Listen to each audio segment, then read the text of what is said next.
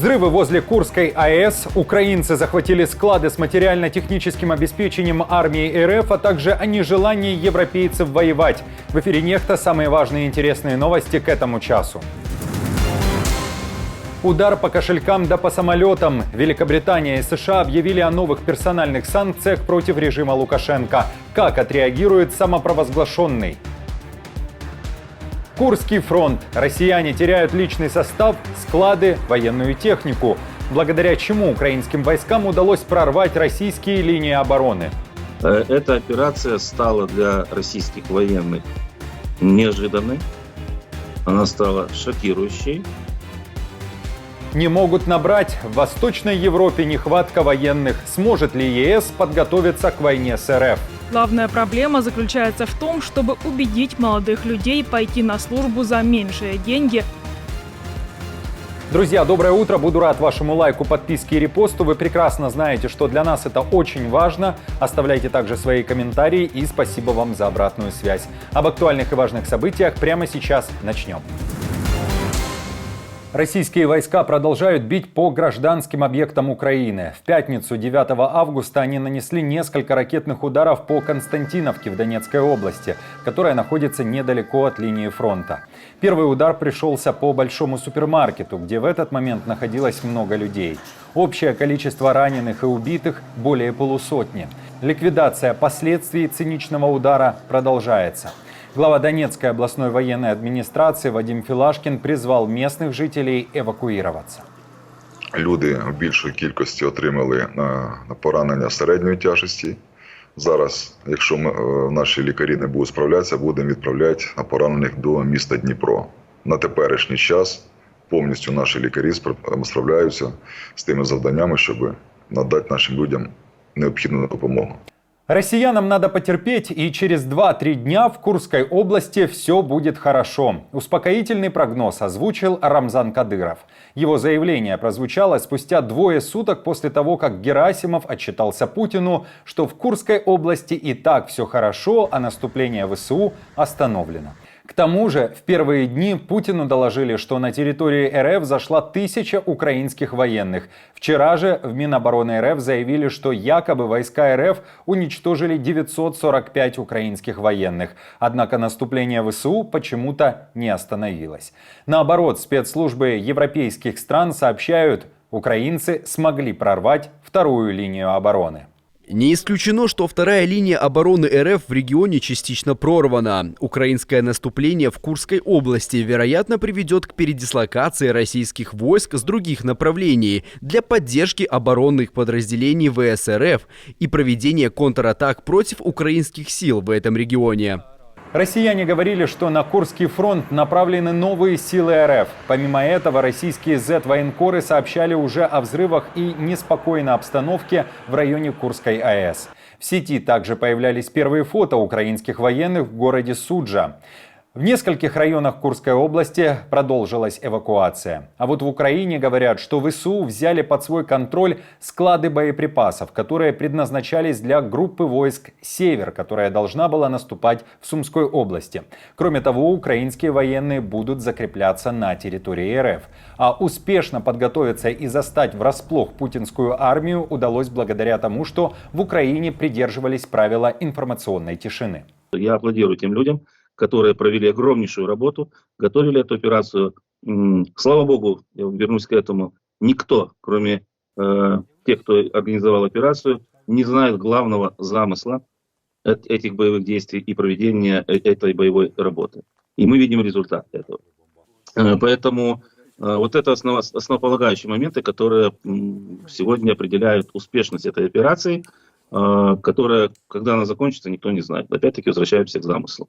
Что касается российских военных, то я уже сказал о том, что эта операция, эти действия стали шоком и неожиданностью для россиян. Ну, например, по моим данным, сегодня уже практически подтвержден факт того, что в Суджакском районе захвачены склады с материально-техническим обеспечением и боеприпасами, которые планировались для российской армии, для группы войск «Север», которая должна была наступать на территорию Сумской области. Лукашенко делает вид, что в Курской области ничего не происходит. В первые дни прорыва вооруженными силами Украины, российской обороны и продвижения вглубь РФ самопровозглашенный никак не прокомментировал ситуацию, хотя обычно очень и очень любит вмешиваться в дела чужих стран и часто говорит о том, что у ВСУ нет сил воевать и вообще пора садиться за стол переговоров. Издание «Новая газета Европа» со ссылкой на свои источники сообщает, что действия Лукашенко якобы сыграли и на планах Украины, которая высвободила часть своих сил, которые в итоге были отправлены в Курскую область. Кстати, в этом Лукашенко обвиняли и российские Z-военкоры. Лукашенко отвел войска от границы и дал возможность украинцам освободить с этого направления существенные силы. Их и направили в наступление на Россию. Разведка докладывала о том, что у ВСУ может быть в резерве до 14 хорошо обученных и подготовленных бригад. Этих сил будет достаточно, чтобы взять Курск.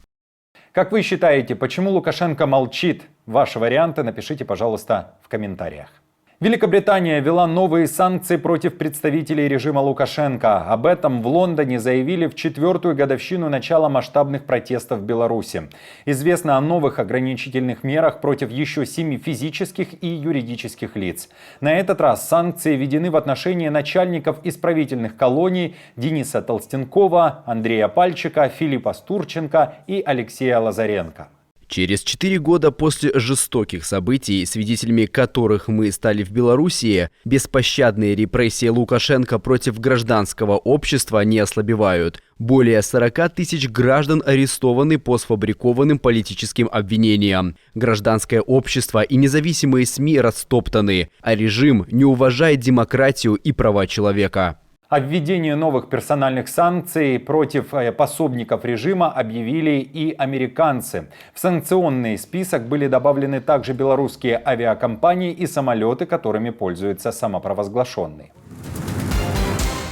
Европа с трудом вербует молодых людей для службы в армии, а война при этом не за горами. Об этом пишет издание Евроактив.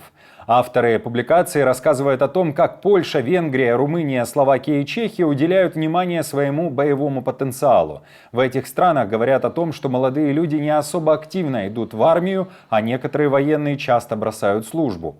По данным Рейтер, сейчас НАТО необходимо от 35 до 50 дополнительных бригад для полной реализации своих новых планов по защите от любого нападения на территорию Альянса со стороны России. Такое нападение, считают аналитики, может произойти в ближайшие годы, пишет издание.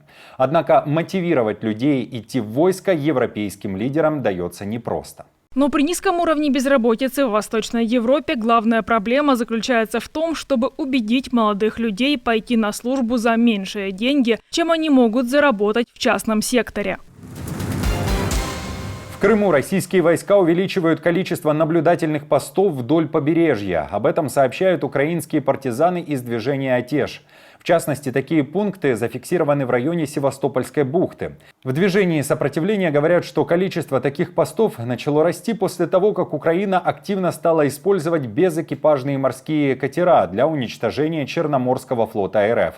И, кстати, захватить и освободить Крым намного легче, чем оккупированные россиянами территории Донецкой и Луганской областей. Об этом заявил Буданов. По словам главного разведчика Украины, то, что Крым считают неприступной крепостью, это миф, а слабое место на полуострове – это перешейки. Понятно, что настроение в Крыму тоже тревожное со стороны оккупантов, потому что силы обороны Украины продолжают удерживать инициативу в своих руках. Сегодня, кроме уничтожения средств противовоздушной обороны для освобождения крымского неба, для дальнейшего действия других видов воздействия огневого, мы говорим об авиации, сегодня уничтожается инфраструктура, сегодня уничтожаются соответствующие объекты, которые дадут возможность потом, в случае уничтожения Крымского Керченского моста, превратить Крым в остров, что ускорит в любом случае проведение боевых действий для полного освобождения территории Крыма от российских оккупантов. Вот это самое главное. Поэтому тут страх и боязнь со стороны оккупантов, что через какое-то время бежать-то и не будет куда. Придется сдаваться. Мигрантов, которым посчастливилось попасть на территорию ЕС через Беларусь, активно задерживают на территории стран Балтии. В частности, нелегалы часто пытаются попасть из Латвии в Литву. Правоохранители заявляют, что на днях провели спецоперацию по задержанию нескольких десятков нелегалов, которые, например, поместились в небольшом 9-местном микроавтобусе. В Вильнюсе и Риге уточняют, что спецслужбы сейчас работают сообща. Однако пограничники считают, что проблему надо решать иначе, путем ужесточения контроля на границе с Беларусью. Июль был напряженнее из-за многочисленных попыток отдельных лиц прорваться в ЕС. Объективно понятно и то, что если идут 100 нарушителей, то мы ловим 80. Ну, может быть, кому-то и удастся прорваться, но остальным придется отвечать перед законом. Друзья, спасибо вам за поддержку. Вы наша опора. Я напомню, что ваша помощь и участие помогает нам делать работу и видеться с вами каждый день. Постоянных донаторов и их комментарии вы видите сейчас на экране, и мы благодарны за эту поддержку. Если же вы хотите присоединиться к их числу, то нажимайте на кнопку «Спасибо» под нашим роликом, оставляйте свой донат или становитесь постоянным спонсором нашего канала.